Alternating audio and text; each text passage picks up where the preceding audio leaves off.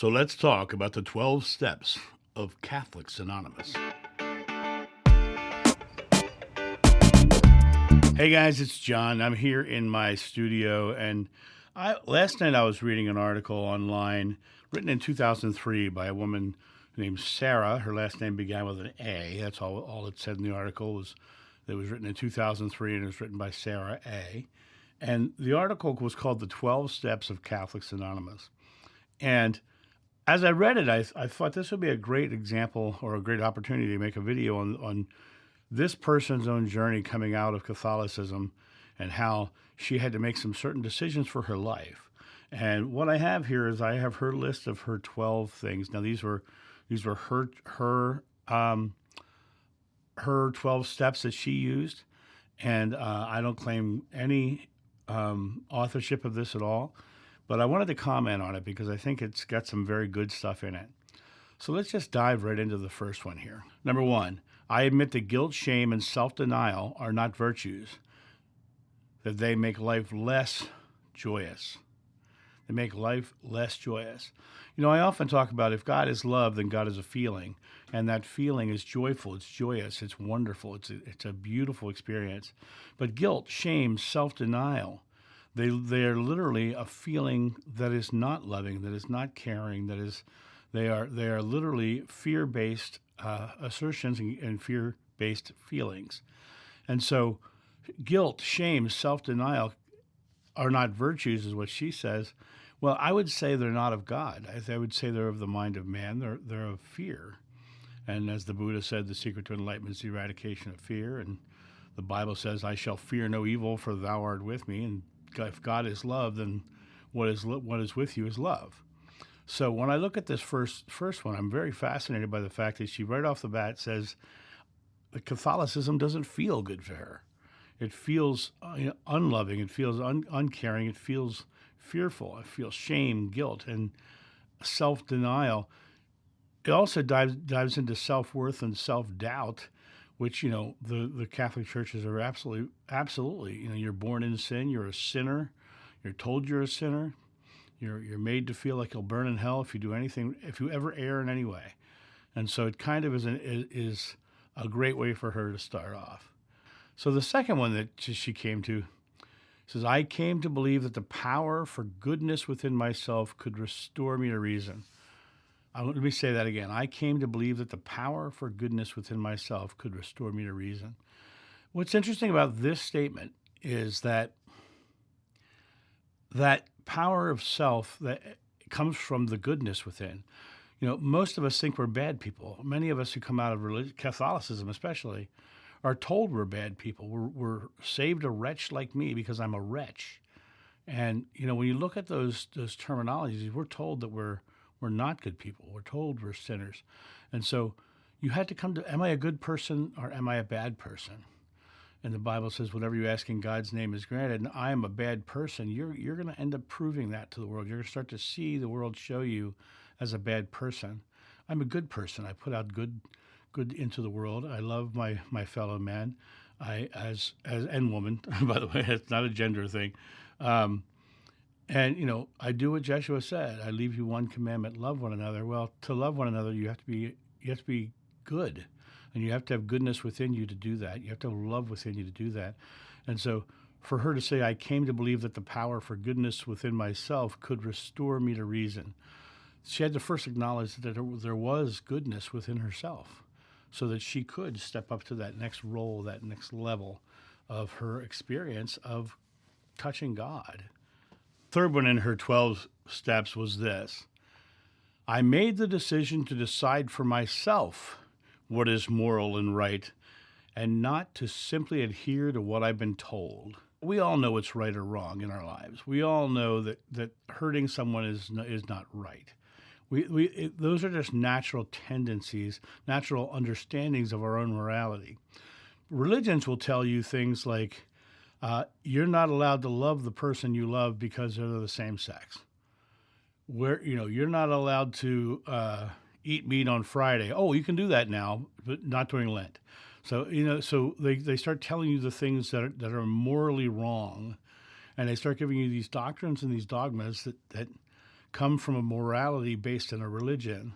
The number one reason people are leaving the Christianity is because of Christianity's treatment of the LGBTQ community. It literally is, they love who they love, and it's love in any form cannot be wrong because it's God. So you get to choose what's moral and right for you. And this was her first foray into saying, I don't have to follow. I can choose what's right in my life, and I can live into my own trusting myself to be a good person that I found within me from the last step. Number 4, I made a searching and fearless moral inventory to help me understand what was right and wrong for my life. She took the last one where she says that she made a decision to say she could decide for herself. She took the step to give herself the power to say, I can decide. That's an interesting step because in that one, she's literally saying the church said she couldn't. Now she's saying she could. And then she sat down in this step 4 and she did an inventory of what she was truly believing. And then she started saying, well, is that what I believe? Is that right? Is that wrong? And she created her own journey of finding what she believed was morally right and wrong. She actually took the time to consider what she truly believed. We all need to stop and say, what do you truly believe? I talk about my truth all the time. Well, if you break that down, what my truth is what I truly believe. I literally believe God is love and that everybody in the world is deserving of love, and we all deserve to be treated equally and caring.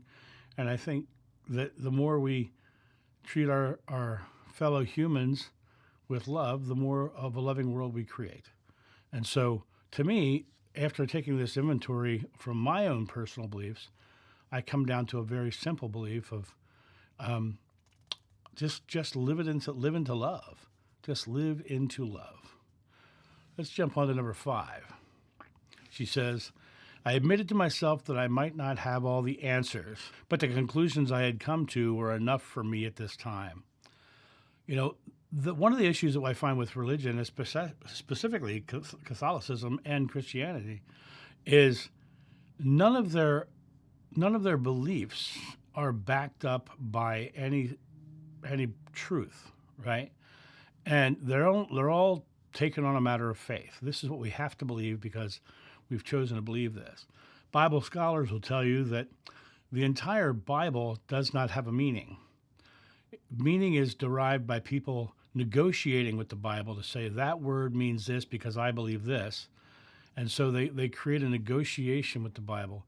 When you come to the realization that there's no way you can tell what anybody believed thousands of years ago, no one knows what they were thinking in that time and in that society. And so the Bible will say this, and people will tell you the Bible is infallible, but the Bible scholars themselves don't agree with that. In fact, most people who study the Bible deeply end up leaving Christianity because they come to realize the history of the Bible itself, and they realize that there's so many different authors and so many different perspectives. And even the very first book, Genesis 1 and Genesis 2, according to Bible scholars, come from 2 different source texts, and they're in the wrong order. And so, the Bible itself is just a fallacy. So we don't know. So if that's the case, then we should not spend our time trying to validate what we don't know, and we should live into our life and create what we do know and create a loving world by being in the now and living into a loving life. And so when I look at this question, she said she had to admit to herself that she doesn't have all the answers. Nobody has all the answers. The people who are telling you have all the answers have less answers because they're not open to hearing something different. I have friends of mine who believe completely contrary things to me, right? I don't, in any way, shape, or form, ask them to take my belief. I would never ask them to take my belief because I'm only taking my belief.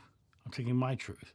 If that's true for them, then they should follow that because that's the key. That's the key. We don't have all the answers. Nobody does.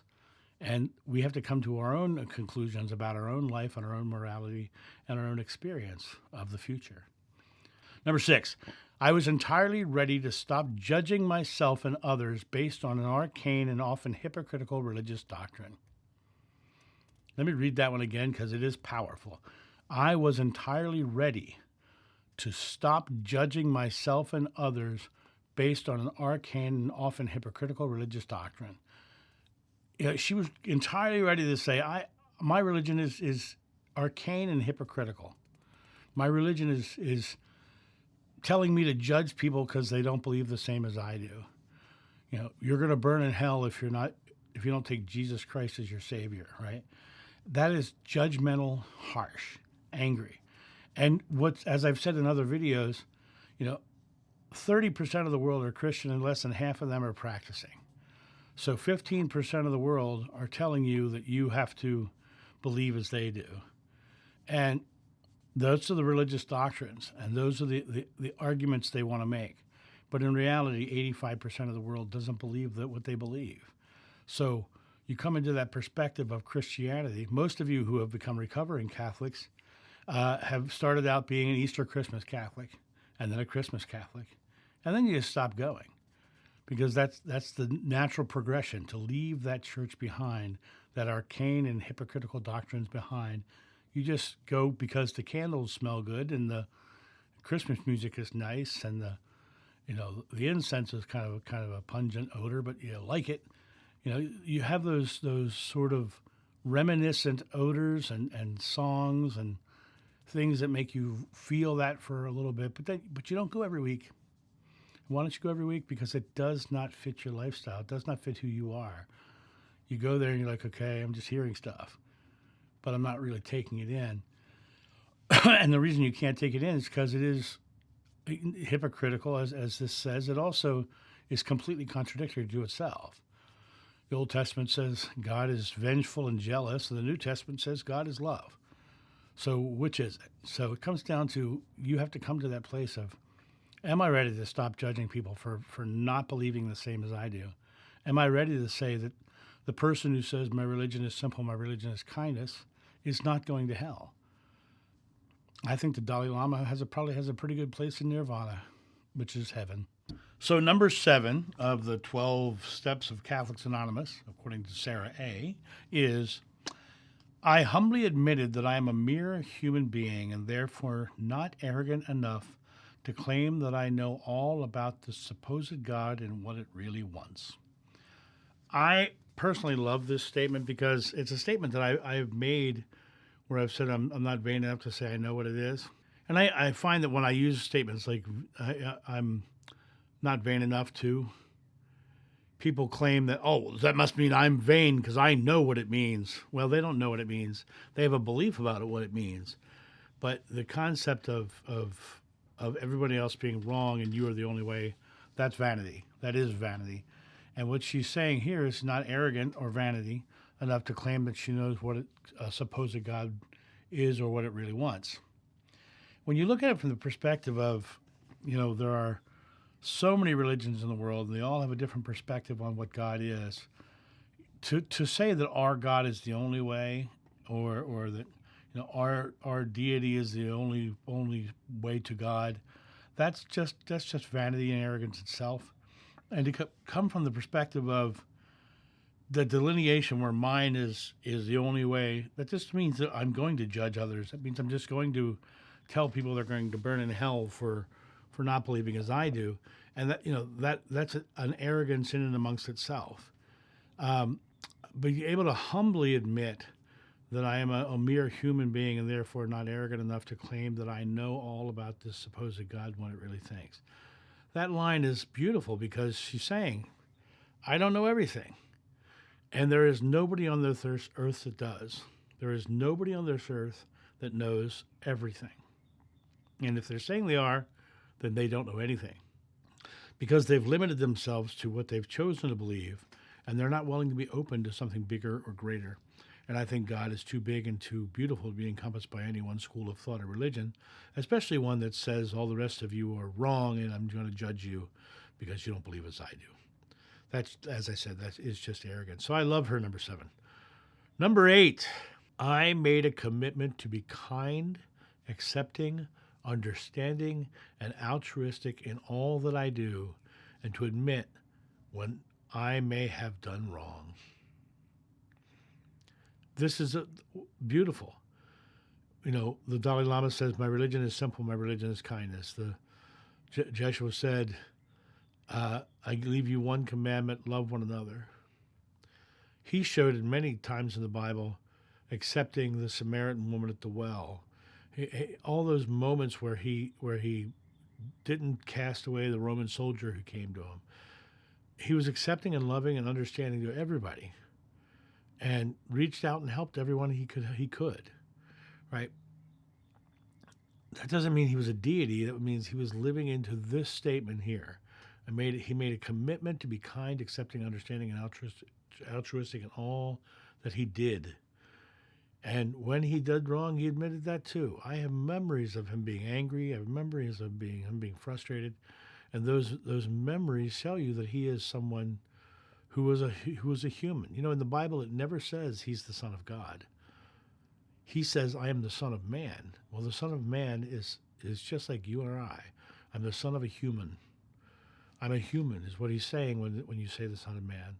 He's literally saying he is one of us. He washed his disciples' feet to show that he was no better than they. And he chose to be accepting, understanding, and altruistic in all that he did. And that is really the key to belief. Do you believe you're the good person within? Do you believe that that judging others is the moral right thing to do as a good person?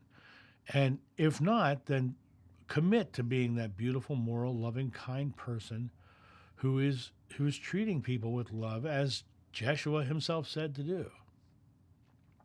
And when you mess up, we go to number 9. Number 9, I made amends with my others and myself for all the conflict that religion had caused in my life.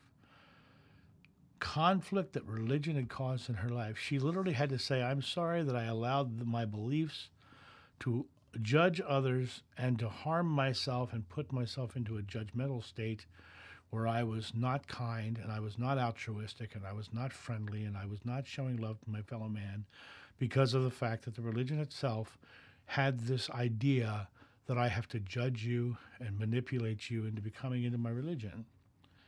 And so she had to make amends with others and herself for all the conflict that religion had caused in her life.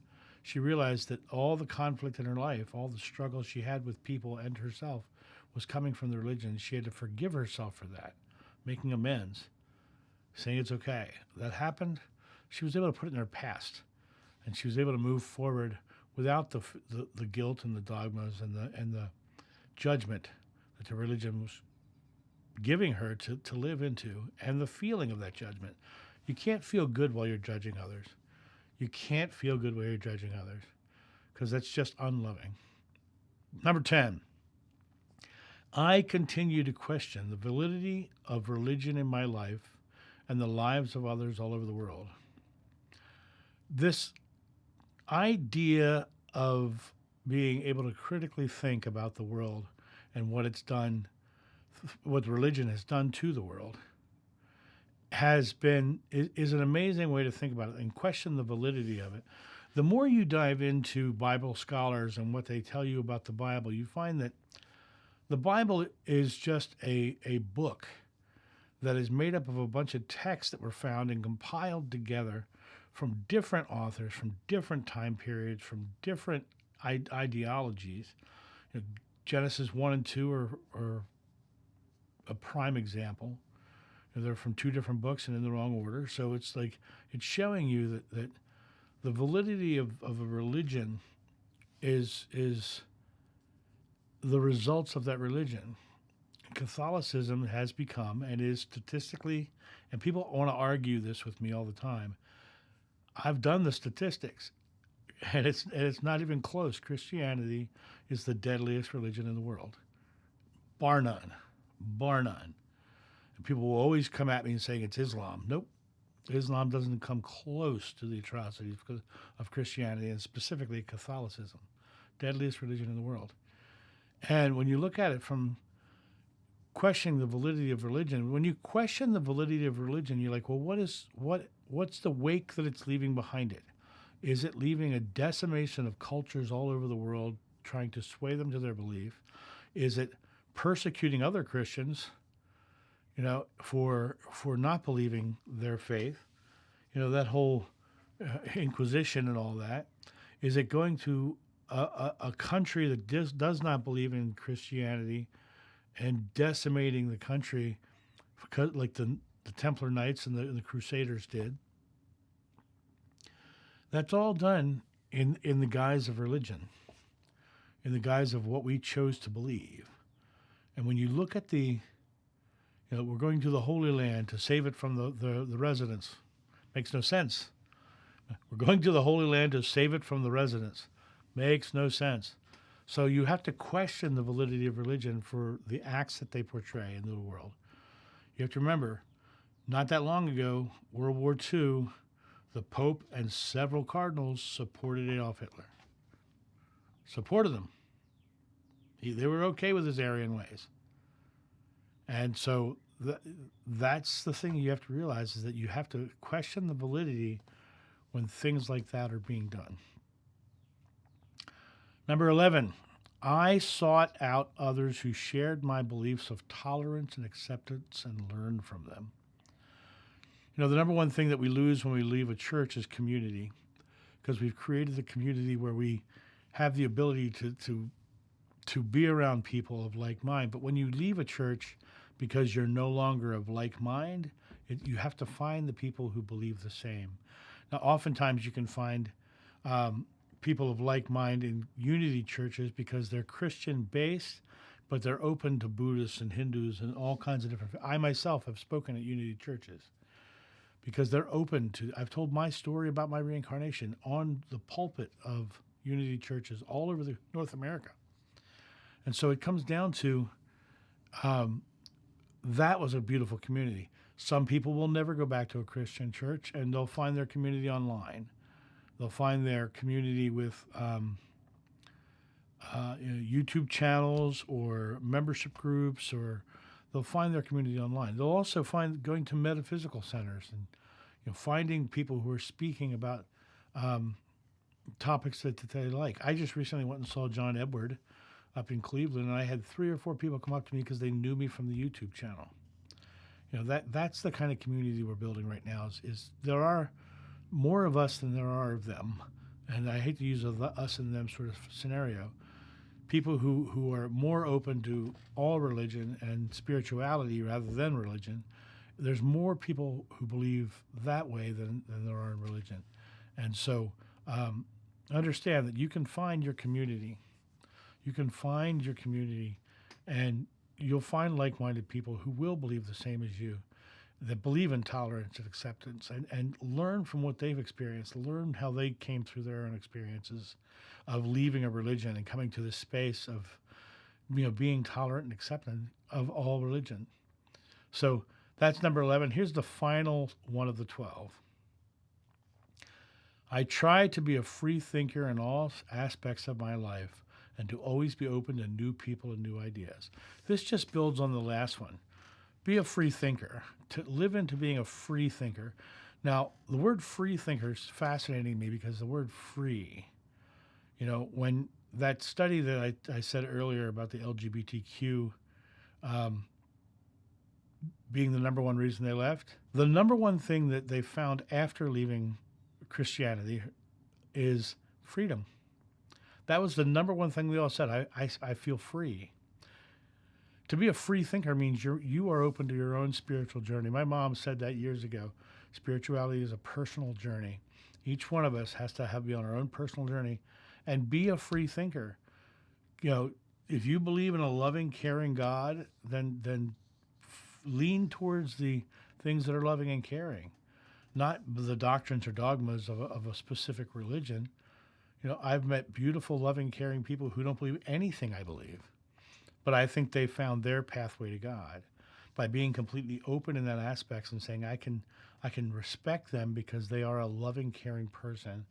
I have one who's very deeply into the law of attraction. I just love the guy.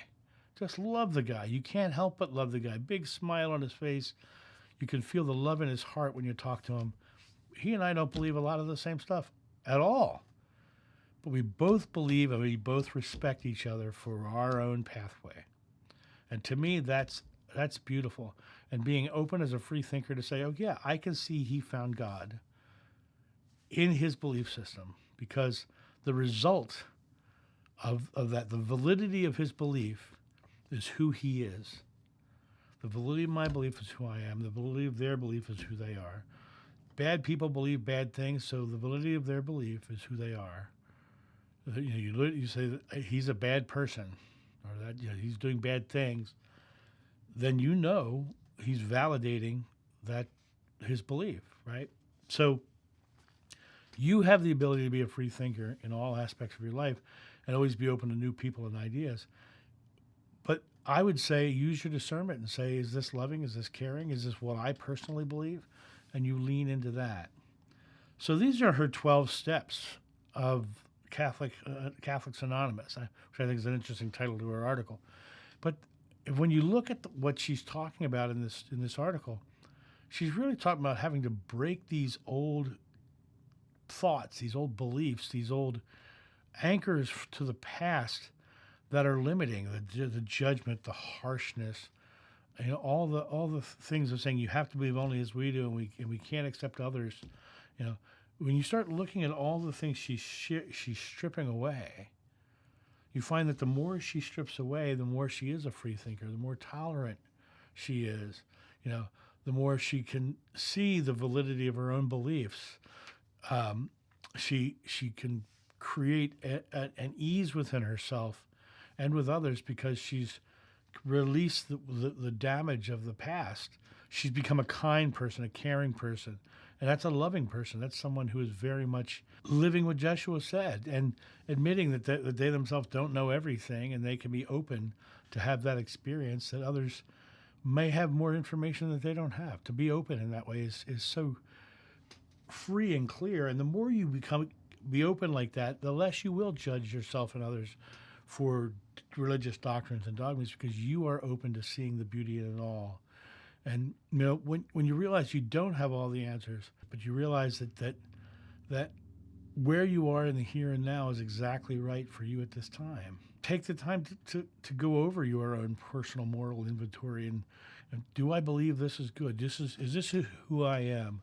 Define your own self through your own morality without having to use the morality of a religion that might actually marginalize whole sections of the population.